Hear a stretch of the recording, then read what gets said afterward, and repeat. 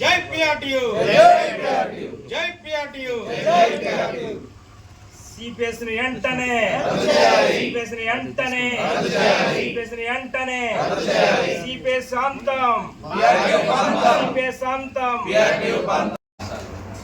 CPS పథకం అమలులో pension లేదండి. కాంట్రిబ్యూటరీ పెన్షన్ విధానం అనేది ఇవాళ ప్రప్రథమంగా చాలా రాష్ట్రాలు అమలు జరుగుతాం. దానిలో ఉన్నటువంటి బాధలేంటో ఉద్యోగస్తులుగా అందరికీ తెలుసు.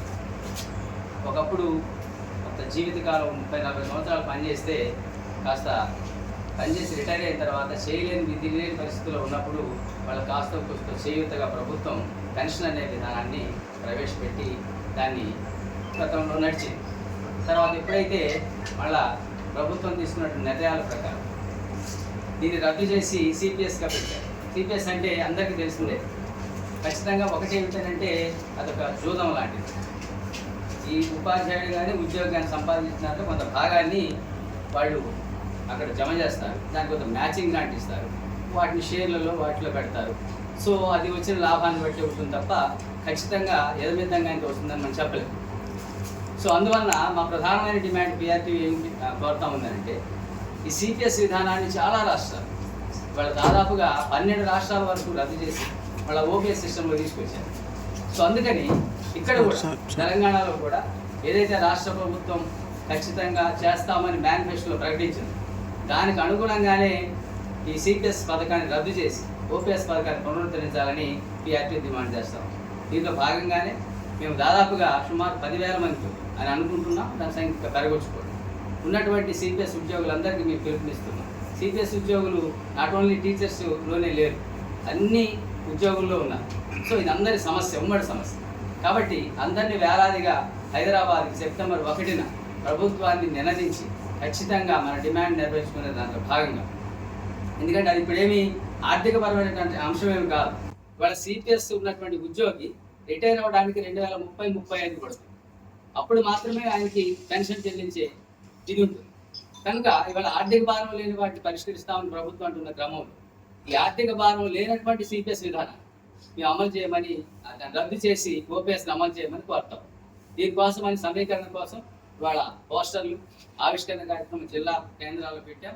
దీని తదుపరి మండల కేంద్రాల్లో కూడా పోస్టర్ల ఆవిష్కరణ ఉంటుంది. సో నిన్న కాక మొన్న 2 days బ్యాక్ మా రాష్ట్ర కార్యాలయంలో ఈ పోస్టర్ల ఆవిష్కరణ కార్యక్రమం టీఎన్జిఓస్ నేతలు కూడా కలిశారు, వాళ్ళతో జరిగింది. ఈ మా రాష్ట్ర శాఖ పిలుపు మేరకు ఈ పోస్టర్ల ఆవిష్కరణ కార్యక్రమాన్ని చేపడతాం. ఈ మండలాల్లో ఉన్నటువంటి, ఈ రాష్ట్రంలో ఉన్నటువంటి అందరు సిపిఎస్ ఉద్యోగులు వాళ్ళతో పాటు వాళ్ళకి అండగా ఓపీఎస్ ఉద్యోగులు కూడా నిలుస్తారు. అందరం కలిసి ఖచ్చితంగా ఈ సిపిఎస్ రద్దు చేసుకునే దాంట్లో భాగంగా మా కొత్తగా ఎంపికైనటువంటి టీచర్ ఎమ్మెల్సీ, వాళ్ళ రాష్ట్రంలో ఉన్నటువంటి ఏకైక టీచర్ ఎమ్మెల్సీ పింగిలి శ్రీపాల్ గారు మాత్రమే. మిగతా ఎమ్మెల్సీలు ఉన్నారు కానీ వాళ్ళ కార్పొరేట్ స్థాయిలో ఉన్నటువంటి వ్యక్తులు, టీచర్ల సమస్యలు చేసినటువంటి వ్యక్తి వాళ్ళ రాష్ట్రంలో చక్కటి అత్యధికమైన మెజారిటీతో పిఆర్టీ సభ్యుల 72,000 మంది సభ్యుల ఆశీస్సులు తీసుకొని వాళ్ళు అద్భుతంగా ఆయన ఎమ్మెల్సీగా గెలవడం జరిగింది. 10 సంవత్సరాలు 12 సంవత్సరాల సర్వీసును కూడా ఆయన త్యాగం చేసి దీంట్లో రావడం, పైగా ప్రప్రథమంగా ఆయన రాగానే 2-3 జీవోలు ఇమీడియట్గా తీసుకొని రావడం, దాంట్లో భాగంగానే సిపిఎస్ రద్దు కూడా ఆయన ఎమ్మెల్సీగా పోటీ చేసినప్పుడు ఇచ్చినటువంటి ఏ వాగ్దానం ఏదైతే ఉందో దాన్ని నెరవేర్చడం కోసం దాంట్లో భాగంగానే ఈ ధర్నా కార్యక్రమాన్ని కూడా చేపట్టడం జరిగింది. మిత్రులారా, ఇది రాజకీయ పార్టీలకు కానీ ఏ ఇతర సంస్థలకు కానీ చెందినటువంటి కార్యక్రమం కాదు. ఇది కేవలం ఉద్యోగ ఉపాధ్యాయులకు సంబంధించి ఓపీఎస్ అమలు చేయాలి. డిఏ ఇప్పటికే దాదాపు 5 పెండింగ్ డిఏలు ఉన్నాయండి. ఆ 5 పెండింగ్ డిఏలు ఇమీడియట్గా ఆర్థిక మంత్రి భట్టి గారు ఏదైతే చెప్పారు అసలు రాష్ట్ర సంఘంతో ఇచ్చినటువంటి మాట ప్రకారం, జేఏసీకి ఇచ్చిన మాట ప్రకారం ఇమీడియట్గా డిఏను తక్షణమే చెల్లించాలి. దానికోసం కొంత డబ్బులు కూడా కేటాయిస్తామన్నారు, 800 కోట్లు కూడా ఇస్తామన్నారు. దాంట్లో భాగంగానే డిఏలు కూడా చెల్లించాలి. అలాగే పిఆర్సీ చాలా సంవత్సరాల నుంచి పెండింగ్లో ఉంది. ఉపాధ్యాయులు ఉద్యోగులు ఆర్థికంగా నష్టపోతా ఉన్నారు. కాబట్టి పెండింగ్ పిఆర్సీని కూడా వెంటనే అమలు చేయాలి. అదేవిధంగా ప్రమోషన్లు నిన్నగా మన షెడ్యూల్ ఇస్తే అది కోర్టులో ఆగింది. దాంట్లో ఉన్నతాధికారులు ఎవరైతే ఉన్నారో ఎడ్యుకేషన్ సెక్రటరీ గారి ఉన్నతాధికారులు అందరూ కూడా దాని మీద తక్షణమే చర్యలు చేపట్టి ప్రమోషన్లు, వేలాది మంది ప్రమోషన్లు ఆగిపోయి ఉన్నాయి వాళ్ళు. కాబట్టి ఖచ్చితంగా ప్రమోషన్లు అమలు చేసేలాగా వాళ్ళు చర్యలు చేపట్టాలని కోరుతాము. అట్లాగే 398 రూపాయలకి నేను 1989లో 398తో జాయిన్ అయిన వ్యక్తిని. ఆ బాధలు మాకు తెలుసు. అంటే ₹2 తక్కువ 400 రూపాయలతో జీతంతో ప్రవేశించి 2-3 సంవత్సరాల పాటు అలా పనిచేసి దానికి నోషనల్ ఇంక్రిమెంట్ ఇవ్వాలని ఎప్పటి నుంచో ఈ డిమాండ్ 30 ఏళ్ళ నుంచి ఉంది. కనుక దాన్ని కూడా ప్రభుత్వం కూడా దాంతో మా చర్చలు ఒప్పుకున్నారు కాబట్టి 398 వాళ్ళకు కూడా నోషనల్ ఇంక్రిమెంట్ ఇవ్వాలని కోరుతాం. అలాగే నిన్నగాక మన సమ్మరులో ట్రైనింగ్ ఇచ్చారు ఉపాధ్యాయులందరూ. ఎవరైతే ఉపాధ్యాయులు ట్రైనింగ్లో రండి, ప్రభాకర్ వేదిక మీకు రావాల్సిందిగా కోరుతాం. ఎవరైతే ట్రైనింగ్ ఇస్తున్నారో వాళ్ళకి 5 CCLs ఇచ్చే కార్యక్రమాన్ని ప్రభుత్వం చేపట్టింది. మరి అలాంటప్పుడు ట్రైనింగ్ ఎవరైతే తీసుకున్నారో వాళ్ళకు కూడా CCLs ఇచ్చే కార్యక్రమం ఉంది. మరి ట్రైనింగ్ తీసుకున్నటువంటి ఉపాధ్యాయులు సమ్మర్లో అందరం కూడా ఎక్కడెక్కడ నుంచో కొన్ని 100 కిలోమీటర్లు ప్రయాణం చేసి శిక్షణ పొందాం. ప్రభుత్వంలో ఉన్నటువంటి ఉత్తర్వుల ప్రకారం పాత ఏవైతే నిబంధనలు ఉన్నాయో దాని ప్రకారం 5 CCLs వెంటనే మంజూరు చేయాలి. సమ్మర్లో శిక్షణలో పాల్గొన్న ఉపాధ్యాయులందరికీ 5 CCLs మంజూరు చేయాలి. తర్వాత అలాగే పెన్షనర్ల సమస్య మరి ఘోరంగా ఉంది. ఇవాళ 2025లో ఎవరన్నా ఒక ఉద్యోగి రిటైర్ అయిపోతే ఆయన బాండ్ల రూపంలో ఇస్తున్నారు, నీకు 2028-29 వస్తాయి. రిటైర్ అయినటువంటి ఉద్యోగికి ఆ డబ్బులు రాకపోతే ఆయన అనారోగ్యము, వాళ్ళ పిల్లలు, వాళ్ళ పెళ్లిళ్ళు, వాళ్ళ చదువులు, ఇల్లులు, అన్ని బాధ్యతలు కూడా వాళ్ళ కట్నాలకు కూడా వాళ్ళు వాయిదాలు పెట్టి ఉన్నటువంటి పరిస్థితి. కొంతమంది చనిపోతా ఉన్నారు. ఇటువంటి సందర్భంలో ముఖ్యంగా పెన్షనర్లకు కూడా వాళ్ళందరూ మా ఉపాధ్యాయులు ఉద్యోగులే ఎన్నటిదాకా చేసిన వాళ్ళకు కూడా ఇమ్మీడియట్ గా తక్షణమే పెండింగ్ లో ఉన్నటువంటి అన్ని బిల్లులు, గ్రాట్యుటీలు కానీ, సరెండర్ లీవ్లు కానీ, GPFలు కానీ, వాళ్ళకి రావాల్సినటువంటి అన్ని మెడికల్ క్లెయిమ్లు కానీ, మెడికల్ రియంబర్స్మెంట్లు కానీ తక్షణమే చెల్లించాలని మేము ప్రభుత్వాన్ని డిమాండ్ చేస్తాం. అలాగే మిత్రులారా, ఏదైతే ఈ CPS రద్దు కోరుతూ మేము చేపట్టినటువంటి మహా ధర్నా కార్యక్రమాన్ని దిగ్విజయం చేయాల్సిందిగా మేము అన్ని భద్రాద్రి కొత్తగూడెం జిల్లాలో ఉన్నటువంటి అన్ని మండల శాఖలు కూడా మీ ద్వారా పిలుపునిస్తా ఉన్నాం. కాబట్టి పాత్రికేయులందరూ కూడా ఈ విషయాన్ని దయచేసి CPS ధర్నా ఏదైతే ఉన్నదో మహాధర్నా జిల్లాలో ఉండేటటువంటి అందరికీ కూడా చేరే విధంగా, అందరూ ఉపాధ్యాయ ఉద్యోగులు కూడా చేరే విధంగా మీరు మాకు సహకరిస్తారని ఈ పత్రికా సమావేశంలో ఈ పత్రికా ముఖంగా మీ అందరినీ కూడా కోరుకుంటూ, అదేవిధంగా మీకు ఒక 3 విషయాలు పాల్పంచుకోవాలి మేము కూడా. ఇటీవల జరుగుతున్నటువంటి భద్రాద్రి కొత్తగూడెం జిల్లా పర్యవసానాలు, మా జిల్లాలో జరిగినటువంటి కొన్ని విషయాల్ని మేము ముందు ఉంచదచ్చాం. ఎందుకంటే మా పూణే నర్సయ్య గారు నాకు చెప్పారు, అలా నేను ఫోన్ చేశాను, వాళ్ళు కదా వేరే వ్యక్తులు కదా మీరేంటి అని. మరి మనం ఖచ్చితంగా పత్రికా సమావేశం పెట్టి వాళ్ళందరికీ కూడా మనం చెప్పాల్సిన ఆవశ్యకత ఎంతైనా ఉందని మేము భావించాం. అందుకని ఈ కొత్తగా ఎన్నుకున్నటువంటి నూతన కార్యవర్గాన్ని కూడా మీకు పరిచయం చేస్తూ భవిష్యత్తులో రాబోయే కార్యక్రమాలు ఏమన్నా ఉంటే వాళ్ళు మీతో మమేకమై చేయడానికి వీలుంటుంది. కాబట్టి ఈ సమావేశంలో మీకు 2-3 విషయాల్ని మీ దృష్టికి తీసుకొస్తాం. ముఖ్యంగా మిత్రులారా, మనందరికీ మా పాత మిత్రులు తెలుసు, మీకు కూడా తెలిసే ఉంటుంది.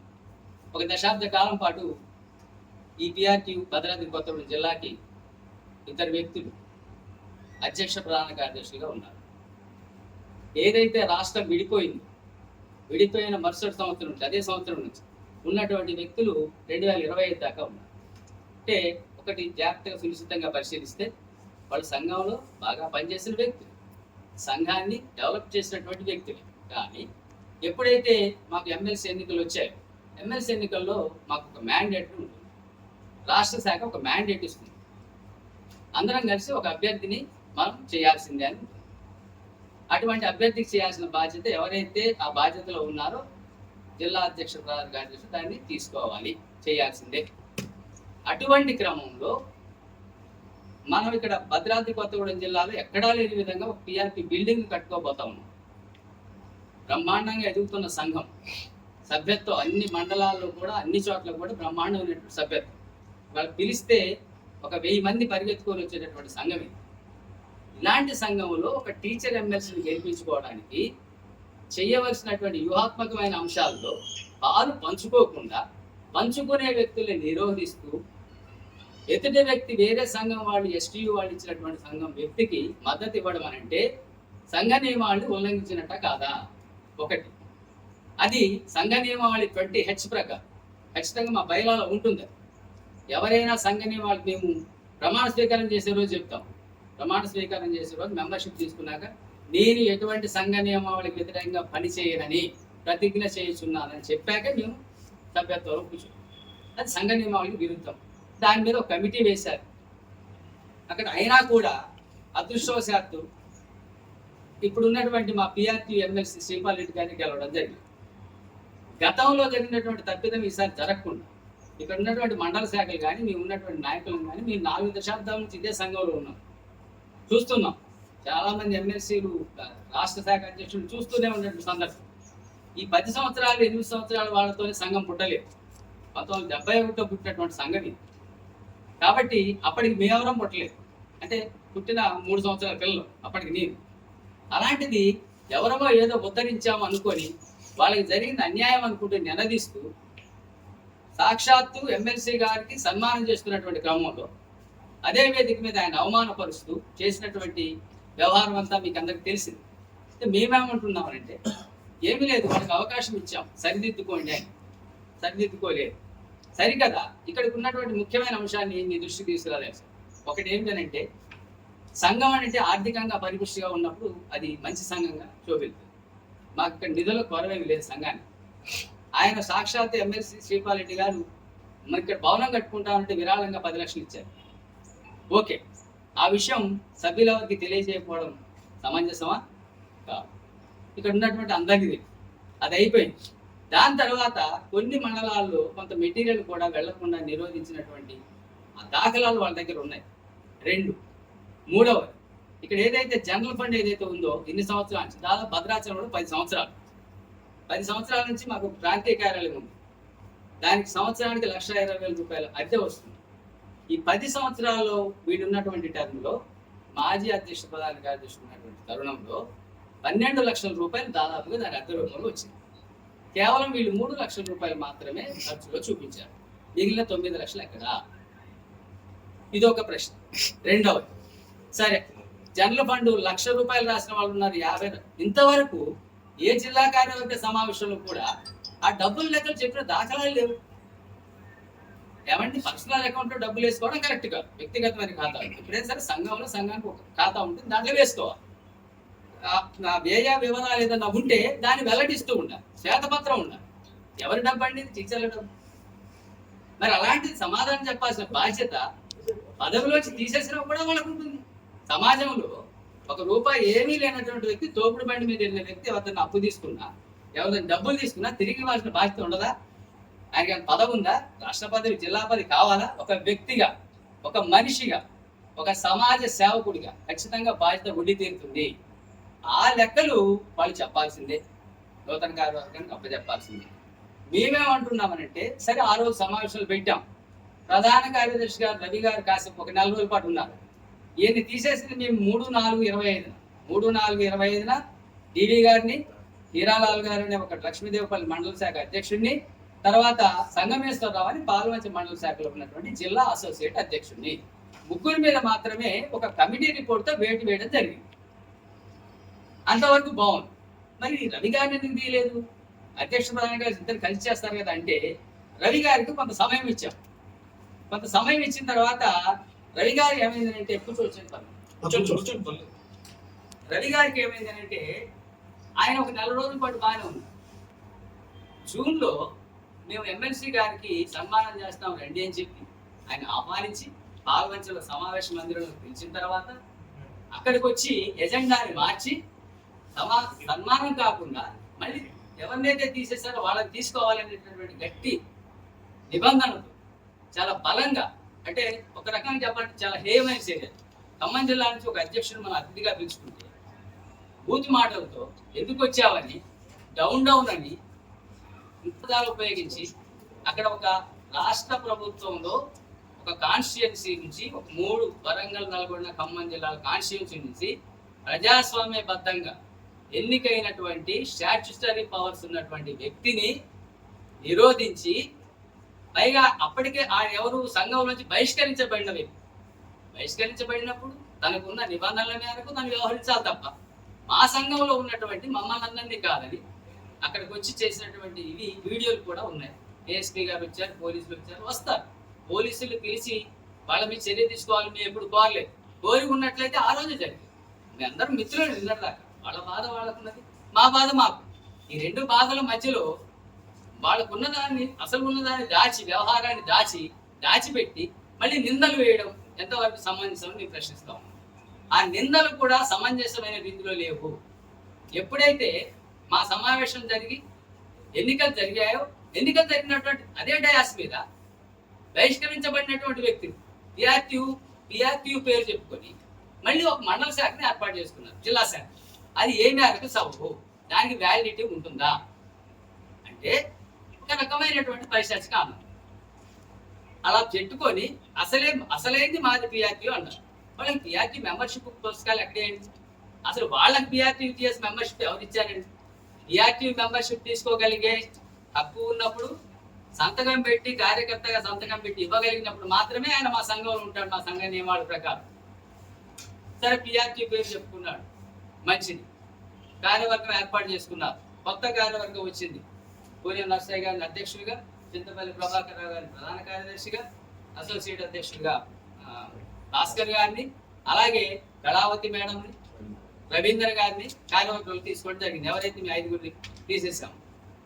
మరి తీసిన తర్వాత ఇది 19/6/2025 అడ్హాక్ కమిటీ పెట్టాం. 3/4 అధ్యక్షుని తొలగించాం. తర్వాత 17/6 ప్రధాన కార్యదర్శిని తొలగించాం. 19/6 మేము అడ్హాక్ కమిటీని ఏర్పాటు చేశాము. ఇది కూడా రాష్ట్ర శాఖ అడ్హాక్ కమిటీని వేసే అధికారం ఉంటుంది. వేసిన తర్వాత ఏ కార్యకలాపాలైనా ఈ జిల్లా శాఖ మాత్రమే డిఈఓ ఆఫీసులో కానీ కలెక్టర్ ఆఫీసులో కానీ ప్రాతినిధ్యం చేస్తారు. ఎందుకంటే joint action committee, joint staff కౌన్సిల్లో మేము శాశ్వత సభ్యత్వం కలిగి ఉన్నటువంటిది పిఆర్టీయూ. ఈ పిఆర్టీయూ అనేది ఇంకో యూనియన్ లేదు. గతంలో పిఆర్టీయూ ఉండేది, అదే మా పిఆర్టీయూనే. కానీ పేరు మార్చిపెట్టి పిఆర్టీలో ఉన్నారు, సంతోషం కాదనట్లేదు. మరి బహిష్కృతులైనటువంటి వ్యక్తులు సంఘానికి ఇవ్వవలసినటువంటి డబ్బులు ఇవ్వకుండా, సంఘానికి లెక్క అప్పచెప్పకుండా, సంఘానికి భవనాన్ని అప్పచెప్పకుండా, సంఘానికి ప్లాట్ల రూపంలో వసూలు చేసిన డబ్బు ఎంత ఉందో చెప్పకుండా, సంఘానికి జనరల్ ఫండ్ రూపంలో వసూలు చేసినటువంటి సొమ్ము ఎంత ఉందో చెప్పకుండా, సంఘానికి సభ్యత్వం ద్వారా తీసుకున్నటువంటి డబ్బులు ఎన్ని ఉన్నాయో లెక్క చెప్పకుండా దాదాపు 5 నెలల పాటు ఆగస్టు అంటే బాధ్యత లేదా అని మేము ప్రశ్నిస్తున్నాం. పైగా ఇవి అడిగినప్పుడల్లా రాష్ట్ర శాఖలో ఏదో జరిగిపోయింది, రాష్ట్ర శాఖలో డబ్బులు వసూలు చేశారు, రాష్ట్ర శాఖలో డబ్బులు ఉన్నాయి, వాటి లెక్కలు చెప్పండి, మేము ఈ లెక్కలు చెప్తున్నాం అంటున్నారు. ఎంత హాస్యాస్పదం ఇది! మీకు రాష్ట్ర శాఖలో డబ్బులు ఇచ్చేది ఉంటే జిల్లా శాఖలు 33 జిల్లా శాఖలు ఉన్నాయి. వెళ్ళి అక్కడ కూర్చోండి, అడగండి, నిలదించండి, మీకు అవకాశం ఉండేది. ఇప్పుడు మీకు అవకాశమే లేదు. లేనప్పుడు వాళ్ళ లెక్క చెప్తే నేను లెక్క చెప్తా ఉన్నాం ఏంటండి? రాష్ట్రాలకు డబ్బులు మేము రాష్ట్ర శాఖకి ఇచ్చామా? జీపీఎఫ్ జనరల్ ఫండ్ మేము రాష్ట్ర శాఖకి ఇచ్చామా? ఇదే రాష్ట్ర శాఖ పోస్టుల కోసం ఎవరైతే డబ్బులు ఇచ్చారంటున్నారో, ఎవరికైతే ఇచ్చామంటున్నారో వాళ్ళకి ఇవ్వలేదు. పత్రికాముఖంగా చెప్తున్నాం, 2000 రూపాయల 1500 రూపాయల వసూలు చేసుకున్నది వీళ్ళు. దానికి లెక్క చెప్పాల్సిన కూడా ఇప్పుడు వీళ్ళే. ఒక జిల్లాలో ఒక 10 మంది లేదా 20 మందిని రాష్ట్ర శాఖ బాధ్యులుగా తీసుకున్నప్పుడు 20 మందికి 2000 చొప్పున తీసుకున్న 4000 రూపాయలు చొప్పున వాళ్ళు ఫీజు కడితే 40,000 రూపాయలు. ఆ 40,000 రూపాయలు మేము రాష్ట్ర శాఖ ఇవ్వలేదు, ఇదే జిల్లా శాఖలో వీళ్ళకి ఇచ్చాం. గత 10 సంవత్సరాల నుంచి, గత 10 ఏళ్ల నుంచి జరుగుతున్న తంతి.